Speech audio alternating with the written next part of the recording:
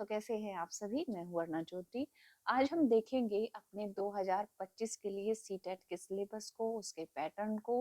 क्योंकि अभी तक नोटिफिकेशन नहीं आया है, नोटिफिकेशन अभी आने ही वाला है। जैसे कि अभी तक की न्यूज से पता चल रहा है, थोड़ा डिले हो चुका है, तो जिसके चलते आपका एग्जाम जुलाई से अगस्त में जो है जाने वाला है। ठीक है, तो इसके लिए आपको अभी से मतलब अपनी तैयारी स्टार्ट कर देनी है, अपने एग्जाम पैटर्न को समझना है, साथ ही साथ सिलेबस को समझना है और अपनी टॉपिक वाइज जो है स्टडी स्टार्ट कर देनी है। जो बच्चे फर्स्ट टाइम एग्जाम देने जा रहे हैं उनके लिए एक एक पॉइंट को समझना बेहद जरूरी है, और जो बच्चे अपने मार्क्स इंक्रीज के लिए एग्जाम देना चाहते हैं तो उनके लिए जरूरी है कि वो प्रैक्टिस पर ज्यादा फोकस करें। ठीक है, ये एक क्वालिफाइंग एग्जाम होता है। ठीक, 150 में से आपको अगर आप जनरल कैटेगरी से है तो आपको कितना 90 मार्क्स जो है इसमें गेन करना होता है। इसके हम सिलेबस पर आएंगे अभी। ठीक है, अगर आप जनरल कैटेगरी से है तो आपको 90 मार्क्स लेना होता है, 60%। ठीक है, कितने में से 150 में से लेना होता है। अगर आप ओबीसी से है, अगर आप एसटी से है, या फिर आप कहे कि आप एससी एसटी से है, और या फिर जो है पीडब्ल्यूडी से है, तो आपको 150 में से ओनली कितना मार्क्स लेना है? 82 मार्क्स लेना है, जो कि होता है 55%। कितना? 150 में से। ठीक है, तो ये कैटेगरी वाइज आपको इतने मार्क्स गेन करने होते हैं। अगर हम कहें कि आपको इससे ज्यादा अबव अगर आप मार्क्स, अच्छे मार्क्स ले आते हैं, तो उनका क्या आपको बेनिफिट रहता है? तो उसके लिए यह है कि आप एक अच्छे एजुकेटर बन सकते हैं, एक अच्छे जो है मतलब टीचर बन सकते हैं। ठीक है, जैसे कि गवर्नमेंट जॉब होने से पहले प्राइवेट जॉब में मतलब आपको अच्छा इसमें अपॉर्चुनिटी मिल सकती है। तो अब हम देखेंगे, अगर आप फर्स्ट लेवल के लिए तैयारी कर रहे हैं, या अगर आप सेकंड लेवल के लिए तैयारी कर रहे हैं। ठीक है, अगर 1 से 5 तक के स्कूल के लिए तैयारी कर रहे हैं तो आपको लेवल 1 देना है। अगर आप जो है 6 to 8 तक के टीचर बनना चाहते हैं तो आपको लेवल 2 देना है। ठीक, पहले रूल ये था कि आप जो है लेवल 2 करो, लेवल फर्स्ट करो, तो आप दोनों एग्जाम मतलब लेवल 2 वाले जो थे दोनों एग्जाम दे सकते थे, प्राइमरी का भी और जो है आपका टीजीटी पीजीटी भी। लेकिन अब क्या है कि रूल चेंज हो गया, अलग अलग हो गए हैं, तो ये लॉस तो है, लेकिन इस तरीके से कह सकते हैं कि कंपटीशन कम हो जाता है। तो अब हम समझेंगे सबसे पहले सीटेट के फर्स्ट लेवल के लिए पेपर 1 के लिए आपका एग्जाम पैटर्न क्या रहता है और इसमें क्या क्या आपको पढ़ना है। देखिए, यहाँ पर आपको सीधे सीधे 5 सेक्शंस दे रखे हैं। दैट मीन्स 5 सब्जेक्ट है आपके पास में। 5 सब्जेक्ट में जो सबसे बड़ा मतलब आपको जो है मेहनत करनी होती है, या फिर कहो कि मार्क्स इंक्रीज करने वाला जो इसमें सब्जेक्ट रहता है वो रहता है सीडीपी। ठीक है, हम इसको शॉर्ट फॉर्म में सीडीपी बोल देते हैं। ठीक है, सीडीपी यानी कि चाइल्ड डेवलपमेंट पेडागोजी। ठीक, चाइल्ड डेवलपमेंट में हम बाल विकास पढ़ते हैं, और किस तरीके से बच्चे सीखते हैं, किस तरीके से लर्निंग करते हैं, है ना। और पेडागोजी में हम ये सीखते हैं कि हमें बच्चों को कैसे पढ़ाना चाहिए, शिक्षा शास्त्र जिसको हम बोलते हैं। तो वो आपका 30 मार्क्स का रहता है ना। और 30 मार्क्स में से जो क्वेश्चन रहते हैं, 1 नंबर का एक क्वेश्चन रहता है, 30 मार्क्स का आपका ये रहेगा। और आपको इन पूरे पेपर के लिए 150 मार्क्स का जो ये पेपर रहता है, पूरा पेपर 150 मार्क्स का रहता है, 150 नंबर का रहता है। इसके लिए आपको 2.5 घंटे मिलते हैं। ठीक है, काफी होता है, बहुत अच्छा समय होता है। ठीक है ना, तो इसके लिए 2.5 घंटे मिलते हैं, यानी कि 150 ही क्वेश्चन होते हैं, और 150 ही इसके मार्क्स आपको जो है इसमें से अटेंड करने होते हैं। ठीक है, तो टोटल 150 में से अगर आप जनरल कैटेगरी से है तो आपको 90 पे क्वालिफाई होगा। अगर आपका 89 भी रह जाता है तो आप डिस्क्वालीफाई हो जाएंगे। अगर आपका 90 है, 91 हो कोई फर्क नहीं पड़ता है, उससे ऊपर कितना भी आप ले आए, भले ही आप 150 ले आए, है ना। लेकिन अगर 90 है तो आप क्वालिफाई कर जाओगे, ये क्वालिफाइंग है। दूसरा इसमें क्या होता है कि अगर आप एससी एसटी या फिर ओबीसी या फिर कहे पीडब्ल्यूडी से है तो आपको ओनली कितना लाना है? 82 लाना है, यानी कि 55% लाना है। ठीक, इतने पे आपका काम हो जाएगा। तो चलिए, ये है फर्स्ट लेवल, है ना, जिसमें आपको एक लैंग्वेज चूज करनी होगी। उस लैंग्वेज में आप जो है कोई भी लैंग्वेज चूज कर सकते हैं, कंपलसरी है ये। ठीक, और सेकंड लैंग्वेज में जैसे इंग्लिश ले सकते हैं, उर्दू ले सकते हैं, संस्कृत ले सकते हैं। ठीक है, फर्स्ट लैंग्वेज में आपको जो है यहाँ पर हिंदी रखना है, सेकंड में आप कुछ भी रख सकते हैं।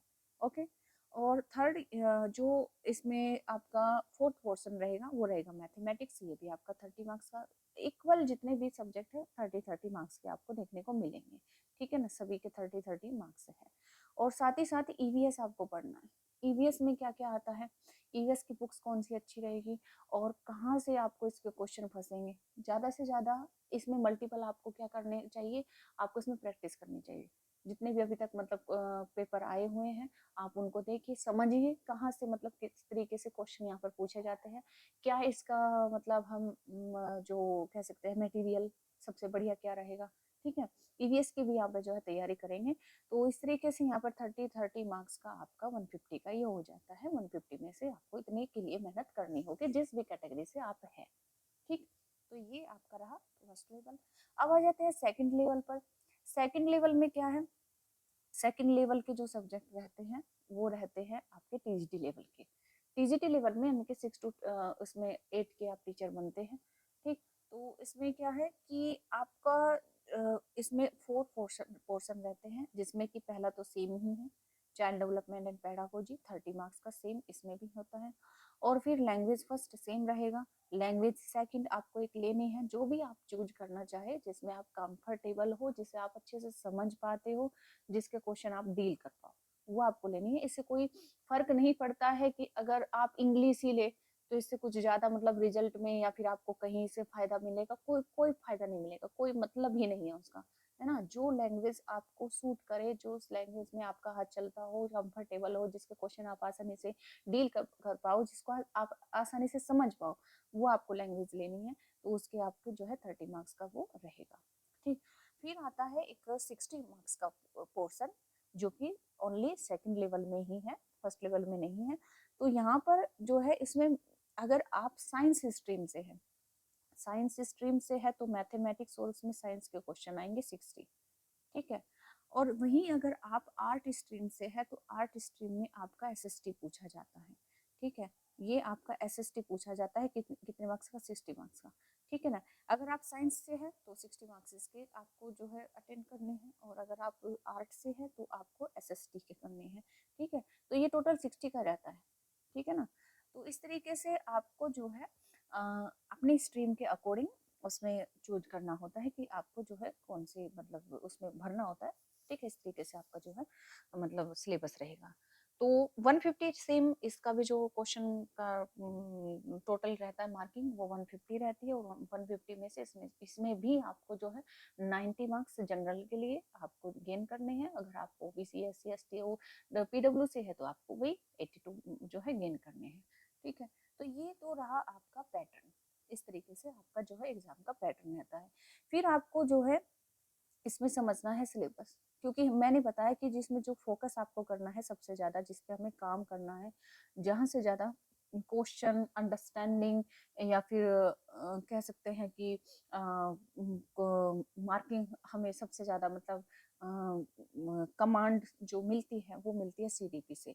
क्यों, क्योंकि क्या होता है कि जब हम लैंग्वेज फर्स्ट पढ़ते हैं तो उसमें भी यही तरीका मतलब हेल्प करता है कि क्योंकि हम यहाँ पर पढ़ चुके होते हैं कि बच्चों को कैसे पढ़ाना है, बच्चे कैसे सीखते हैं, हम यहाँ पर पढ़ चुके होते हैं। तो वो लैंग्वेज सीखे कैसे सीखेंगे, रोल आ जाएगा इसमें, है ना। सेकंड लैंग्वेज वो दूसरी लैंग्वेज जो भी है जिस तरीके से उसमें क्वेश्चन पूछे जाएंगे उसमें भी इसी का रोल रहेगा, है ना। मैथमेटिक्स बच्चों को कैसे सिखाएं, तो सीधी सी बात है कनेक्टेड है ना। या फिर साइंस जो है बच्चों को कैसे मतलब जो है हमें किस तरह के प्रयोग कराने चाहिए, किस तरीके से बच्चे सीखेंगे, तो वो सब इससे कनेक्टेड होता है। अगर हम आर्ट स्ट्रीम से है और एसएसटी पढ़ रहे हैं तो एसएसटी में भी यही कि समाज का प्रभाव कैसे पड़ता है, स्कूल को कैसे व्यवस्थित करना है, कक्षा को कैसे व्यवस्थित करना है, समाज से कैसे जोड़कर मतलब हम बच्चों को सिखा सकते हैं, तो वो सब एक दूसरे से यहाँ पर जो है आके कनेक्ट हो जाता है। तो इस वजह से हमें ज्यादा फोकस किस पे करना होता है, सीडीपी पे करना होता है, सीडीपी को ज्यादा पढ़ना होता है, ठीक है। और वो सीधे सीधे यहाँ पर हेल्प कर जाता है, ठीक। इसमें भी एक खेल होता है, वो खेल आपको मैं समझा देती हूँ कि वो कैसे काम करता है।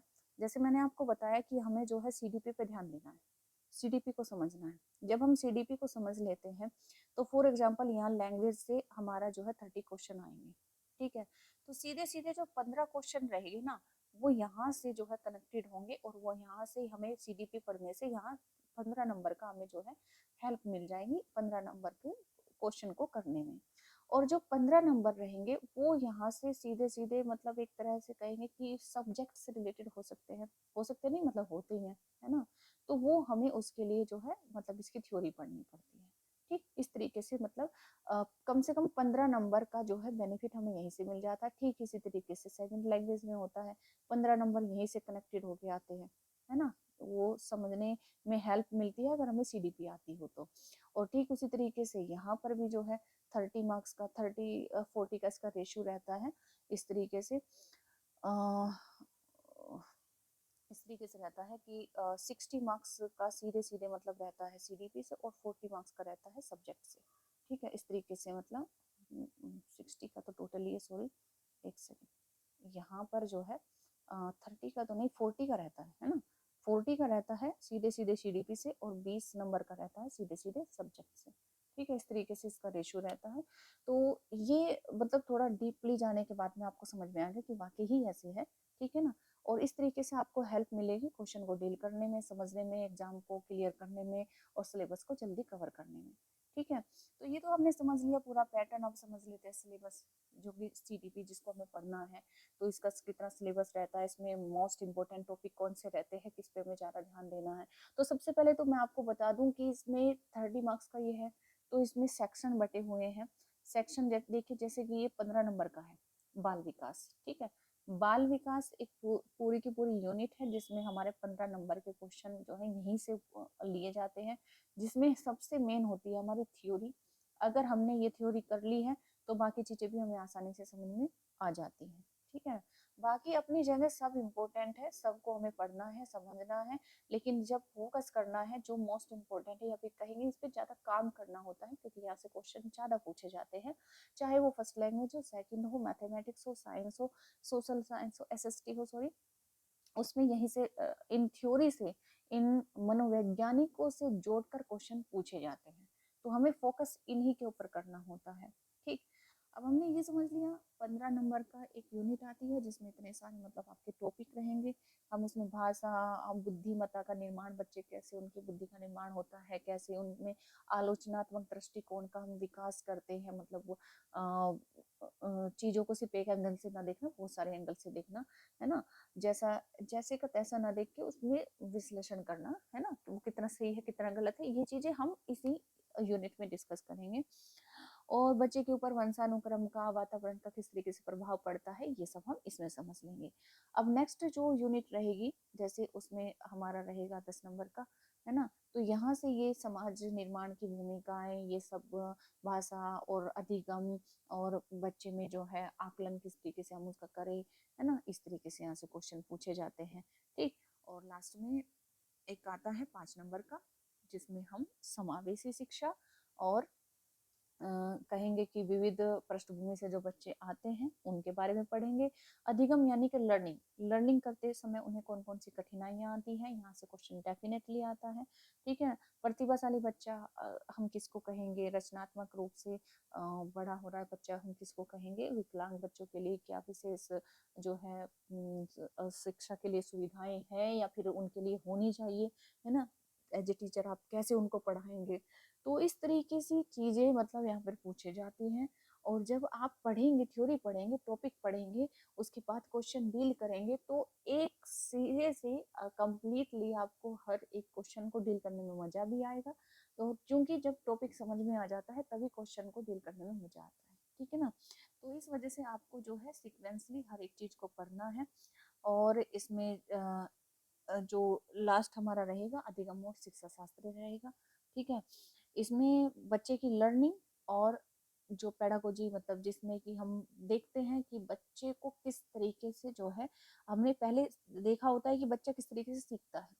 ठीक है, और ये जो शिक्षा शास्त्र है, शिक्षा शास्त्र में हम ये देखते हैं कि बच्चे को किस तरीके से पढ़ाना होता है, कौन से तरीके अपनाए, कौन सी टेक्निक्स अपनाए, कौन से मतलब पद्धति से उनको पढ़ाएं। ठीक है ना, तो ये सारी चीजें इसमें हम जो है डिस्कस करेंगे। तो इस तरीके से हमारे यहाँ पर जो है क्लास स्टार्ट होने वाली है। तो जो भी बच्चे नए हैं वो चैनल के साथ जुड़ जाएंगे, बाकी लोगों को भी शेयर करेंगे और इसी के साथ में अपने सिलेबस को नोट करके रखेंगे। और इसमें ज़्यादा नहीं पढ़ना होता है ना। इसमें कुछ ऐसे टॉपिक होते हैं जिन पे मतलब फोकस करना होता है, जिन पे काम करना होता है। उसके बाद से हर एक चीज़ जल्दी से कवर होती चली जाती है। स्टार्टिंग में आपको थोड़ी मेहनत करनी है, उसके बाद ज़्यादा मेहनत करने की ज़रूरत नहीं पड़ती है स्टार्टिंग में, क्योंकि ऐसा लगता है ये सब्जेक्ट क्या है ना। जब इसके नोट्स बनाने बैठे तो नोट्स भी समझ में नहीं आता कि कहाँ से बनाई, हर एक चीज़ इंपॉर्टेंट लगती है। फिर ये लगती है कि ये तो समझने का विषय है, ये रटने का या फिर लिखने का विषय नहीं है, ये तो सिर्फ समझने का विषय है ना। तो जब आप इसको समझोगे तभी आप इसको डील कर पाओगे, क्योंकि क्वेश्चन एक नहीं कई तरह के एंगल से पूछे जाते हैं। और इसमें थियोरेटिकली कम और जैसे कह सकते हैं कि सोचने पर ज़्यादा जोर दिया जाता है कि आप सोचो, आपकी कक्षा ऐसी है, आपके बच्चे ऐसे हैं, है ना। तो उस परिस्थिति में आप क्या करोगे? तो इसमें नोट्स क्या बनाओगे आप? नोट्स बनाओ, बहुत अच्छी बात है, लेकिन कुछ इंपॉर्टेंट चीज होगी जैसे कि थॉट्स किसका है, या फिर जो है कोई बुक आ गई, हालांकि बुक पूछी नहीं जाती है ना। मतलब कौन सा सिद्धांत किसने दिया है, आप बस इतने नोट्स बना सकते हैं। बाकी के लिए तो आपको ये समझना है कि किस तरीके से जो है क्लास की संरचना रहती है, कितने प्रकार के बच्चे होते हैं और कितने तरीकों से हम उन्हें पढ़ा सकते हैं, कितने तरीके उनको पढ़ाने के लिए अपनाने पड़ते हैं। ये सभी चीजें इसमें जो आती हैं, ठीक है ना। किस किस मनोवैज्ञानिक ने किस किस चीज पे प्रयोग किया, क्या उन्होंने अपना सिद्धांत दिया, और फाइनली प्रयोग में उन्होंने शिक्षा से उसको कैसे जोड़ा और किस तरीके से देखा कि आप इस मेरे सिद्धांत को अपनी कक्षा में प्रयोग करके आप बच्चे को ऐसे सिखा सकते हैं। यही चीजें हम इसमें पढ़ेंगे, यही किस तरीके से आपको हेल्प करेंगे, यही आपके क्वेश्चन डील करने में आपको मदद करती है। ठीक, तो इसी तरीके से हम मिलते हैं नेक्स्ट क्लास में। आप बाकी लोगों को भी जो है सिलेबस शेयर करें, जो न्यू बच्चे हैं उसे थोड़ा सा मतलब पेशेंस के साथ में समझने की कोशिश करना, और सिलेबस अपने पास में रहना चाहिए, ठीक है ना। जिस तरीके से आप एक एक टॉपिक होता रहे तो उस पर टिक लगाते रहे कि ये मेरा कंप्लीट हो चुका है, ठीक। और उसी के साथ साथ आपके पास में एक प्रैक्टिस बुक भी होनी चाहिए। जितना भी आपको पढ़ाया जा रहा है, अगर आप उसी के क्वेश्चन अगर आप साथ के साथ लगाते रहें तो आपका जो है कभी भी एग्जाम नहीं छूटेगा, ठीक। तो मिलते हैं नेक्स्ट क्लास में, तब तक के लिए thank you, take care, bye bye.